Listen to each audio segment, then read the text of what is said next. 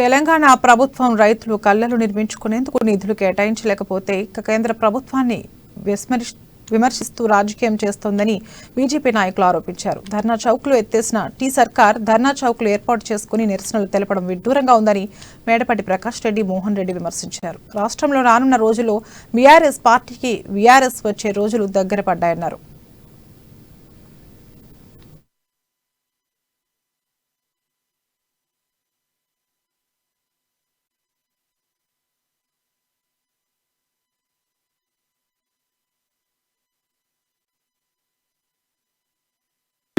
జిల్లాలో బీఆర్ఎస్ అధ్యక్షుడు జీవన్ రెడ్డి గారు అయితేనండి, ఎమ్మెల్సీ కవిత గారు అయితేనండి, గత 4 రోజుల క్రితం ఇక్కడ లోకల్ ఎమ్మెల్యే షకీల్ గారు అయితే భారతీయ జనతా పార్టీ పైన విరుచుకు పడటం జరుగుతుంది. అంటే వాళ్ళకి ఒక విధమైన భయం పట్టుకుంది భారతీయ జనతా పార్టీ అంటే. జిల్లాలో భారతీయ జనతా పార్టీ రోజు రోజుకి బాగా పెరుగుతుంది. విస్తృతంగా గ్రామ స్థాయిలో కూడా, గ్రౌండ్ లెవెల్ లో కూడా కార్యకర్తలందరూ ప్రజల్ని బాగా మోటివేట్ చేస్తున్నారు. ప్రజలు కూడా ఎప్పుడెప్పుడు ఎలక్షన్స్ వస్తాయా, ఎప్పుడెప్పుడు భారతీయ జనతా పార్టీని కాన్స్టిట్యూన్సీ మొత్తం జిల్లా మొత్తంలో కూడా గెలిపేయాలని చెప్పేసి ఏకైక దృఢ నిర్ణయంతో ఉన్నారు.